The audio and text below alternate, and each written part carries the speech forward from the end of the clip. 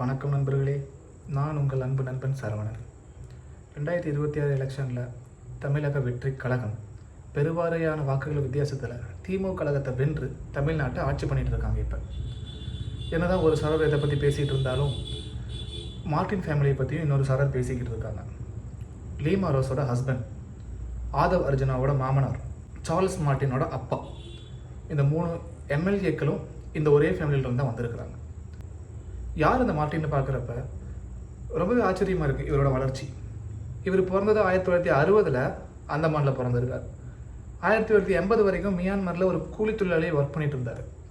அதுக்கப்புறம் குடும்ப வறுமையின் காரணமாக சாப்பாட்டு மட்டும் இல்லாதங்காட்டி அவங்களோட அக்கா வீட்டுக்கு, கோயம்புத்தூர் இருக்க அவங்க அக்கா வீட்டுக்கு இருந்து தங்கி அங்கே சாப்பிட்டுட்டு பக்கத்துலேருந்து ஒரு டீ கடையில் வேலை செஞ்சுட்டு இருந்திருக்கார். அது வரைக்கும் அவரோட வாழ்க்கை ரொம்ப ஏழ்மையாக தான் போயிட்டு இருந்துச்சு. அவர் டீ கடையில் வேலை செஞ்சுட்டு இருந்ததுனால நிறைய பேர் பேப்பர் படிக்கிறதுக்கு வருவாங்க. நிறைய பேர் லாட்ரி வாங்குறத அவர் நல்லா வாட்ச் பண்ணார். ஸோ அதனால் நம்மளும் லாட்ரி வாங்கி நம்மளும் சேல் பண்ணலாம், வருமானத்தை நம்ம வளர்த்திக்கலாம் அப்படின்னு ஆசைப்பட்டு கவர்மெண்ட் கிட்ட இருந்தும் ப்ரைவேட் கம்பெனி செக்டார்ஸ் கிட்ட இருந்தும் லாட்ரியை வாங்கி மக்களுக்கு விற்க ஆரம்பித்தார். வருமானம் நல்லா கட்டுச்சு. வருமானம் அளவுக்கு அதிகமாக வந்துச்சு. வருமானம் அவருக்கு வந்ததுக்கப்புறம் அவர் டீ கடையை விட்டுட்டு அவர் தனியாக ஒரு கடை போட்டார். ஒரு கடை 5 கடையாச்சு. இதெல்லாம் அவருக்கு நடந்தது 1985-86. 1987 லீமா ரோஸை மேரேஜ் பண்ணுறாரு. நம்ம ஏடிஎம்கே எம்எல்ஏவை தாங்க. 1988 அவரே ப்ரைவேட்டாக ஒரு கம்பெனி ஆரம்பிச்சிட்டார். அவரே அச்சடிக்க ஆரம்பிச்சிட்டார் லாட்ரியை. இதோட ஸ்பெஷாலிட்டி, இந்த கம்பெனியோட ஸ்பெஷாலிட்டி என்னன்னா லைவ் ரிசல்ட். உங்களுக்கு ரிசல்ட் லைவாக ப்ராட்காஸ்ட் ஆகிட்டு இருக்கும். Scratching system lottery. இப்போ ஒரு லாட்ரி வாங்கி அதை ஸ்க்ராட்ச் பண்ணோம்னா அதில் என்ன நம்பர் இருக்கோ அந்த டிவியில் ப்ராட்காஸ்ட் இருக்கிற நம்பரும் ஒரே மாதிரி இருந்தால் உங்களுக்கு உடனுக்குடனே பணம் கொடுத்துருவாங்க.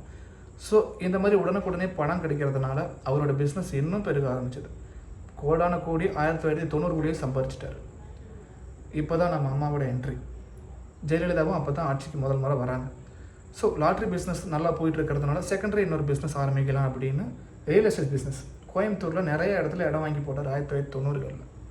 அதே 90களில் கேரளா, கர்நாடகா, ஆந்திரா, நார்த் இந்தியா, வெளிநாட்டுகளுக்கு கூட நேபாள், பூட்டான் போன்ற கண்ட்ரிகளுக்கு கூட அவரோட பிஸ்னஸை டெவலப் பண்ணுறார், லாட்ரி பிஸ்னஸை. 2001 அவர் கொடுத்த இன்டர்வியூவில் அவர் கிட்டத்தட்ட 1990s காலகட்டத்தில் ஒரு நாளைக்கு 1,50,00,000 லாட்ரிக்கு மேலே ஒரு நாளைக்கு மட்டும் சேல் பண்ணியிருக்காரு அப்படின்னு ஒரு இன்டர்வியூவில் அவரே சொல்லியிருக்கிறாரு. சேம் 2001 ஜெயலலிதாவுக்கு அவருக்கு என்ன பிரச்சனைன்னு தெரியல. 2 பேரும் பேசிக்க ஆரம்பிச்சு, 2 பேருக்கு என்ன பிரச்சனை நடந்துச்சுன்னு தெரியல. 2001 தமிழ்நாட்டில் முன்னாள் முதலமைச்சர் ஜெயலலிதா அவர்கள் லாட்ரியை பேன் பண்ணுறாங்க. அப்போ ஆரம்பிக்கிற அவருக்கு சறுக்கல். தமிழ்நாட்டில் லாட்ரி பிஸ்னஸ் பேன் பண்ணதை தொடர்ந்து கர்நாடகா, ஆந்திரா போன்ற ஸ்டேட்லேயும் லாட்ரியை பேன் பண்ணிட்டாங்க. இருந்தாலும் நேபாள், பூட்டான் போன்ற இடத்துல மோனோபொலி இருந்திருக்கிறாரு நம்ம மார்ட்டின் சார். அதுக்கப்புறம் ஆட்சி மாறுது, கருணாநிதி வராரு. கருணாநிதி காலத்தில் 2 பேரும் ரொம்ப ஃப்ரெண்ட்லியாக தான் இருந்தாங்க. இவர் கருணாநிதி நம்ம உள்ளே வச்சுக்கணும்னு ஆசைப்பட்டு 2007 சம்திங்கில் இளைஞன் அப்படிங்கிற படத்தை கருணாநிதி எழுதி இயக்குறாரு. நம்ம மார்ட்டின் அவர்கள் ப்ரொடியூஸ் பண்ணுறாரு அந்த படத்துக்கு. கருணாநிதி இருந்த ஆட்சி காலத்தில் அவங்க நல்லா தான் இருந்தார். எந்த பிரச்சனையும் இல்லாமல், எந்த கவர்மெண்ட்டுக்கிட்டையும் எந்த பிரச்சனையும் இல்லாமல் நல்லா தான் பிஸ்னஸ் நல்லா தான் போயிட்டு இருந்துச்சு. என்னதான் தமிழ்நாட்டில் லாட்ரியை பேன் பண்ணியிருந்தாலும் ரியல் எஸ்டேட் பிஸ்னஸ் அவர் நல்லா தான் போயிட்டு இருந்துச்சு. மறுபடியும் ஆட்சி மாறுது, மறுபடியும் ஜெயலலிதா வர்றாங்க. கருணாநிதி கூட இவருக்கு நல்ல ரிலேஷன்ஷிப் இருந்தது. ஜெயலலிதா நமக்கு சுத்தமாகவே பிடிக்கல. ஒரு கேஸ் போட்டு, ஒரு 2-3 கேஸ் ஆல்ரெடி பெண்டிங் கேஸ் அவருக்கு இருந்ததுனால அவரை வேலூர் ஜெயிலில் கிட்டத்தட்ட 8 மாதம் அவர் உள்ளே இருந்திருக்கிறார். கிட்டத்தட்ட 2003 கிட்டத்தட்ட 100 கோடி ரூபா அவர் வரி கட்டியிருக்கிறார். அதைத் தொடர்ந்து 2007 நடந்த வருமான வரி சோதனையில் அவர் 7,500 கோடி ரூபா வருமான வரி ஏய்ப்பு செய்திருக்காருன்னு இன்றைக்கி வரைக்கும் குற்றச்சாட்டு இருக்குது. இன்றைக்கி வரைக்கும் கேஸ் போயிட்டு இருக்குது. அரசியல் கட்சிகிட்ட இருந்து ஏகப்பட்ட பிரச்சனை வர்றதுனால எல்லா ஸ்டேட்டில் இருக்கிற ரூலிங் பார்ட்டியோடையும் அவர் அஃபேர் வச்சுக்கிட்டார். ஒரு நல்ல ஃப்ரெண்ட்லி மேனரோட கட்சிக்கு நிதி கொடுக்குறதுலேருந்து எல்லாமே பண்ணிக்கிட்டு இருந்தார். ஸோ அதுக்கப்புறம் 2011 லீமா ரோஸை பிஜேபியில் ஜாயின் பண்ணி விடுறாரு. என்ன காரணம்னா, ஒரு அரசியல் செல்வாக்கு இருக்கணும் இல்லையா? எல்லாம் பிஸ்னஸ் பண்ணுறதுக்கு நமக்கு அரசியல் செல்வாக்குன்னு இருந்தால் தானே ஒரு பிஸ்னஸை பண்ண முடியும்.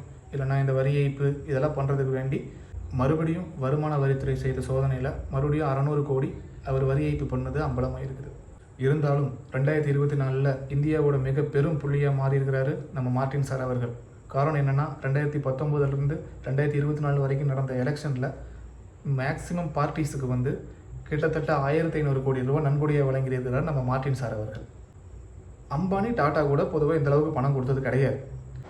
அவர் அதிகமாக கொடுத்த பணம் யாருக்குன்னா திரிணாமுல் காங்கிரஸ், வெஸ்ட் பெங்காலில் இருந்த காங்கிரஸுக்கு கிட்டத்தட்ட 600 கோடி கொடுத்துருக்கிறாரு. திமுகவுக்கு 510 கோடி கொடுத்துருக்காரு. பாஜகவுக்கு 100 கோடி கொடுத்துருக்காரு.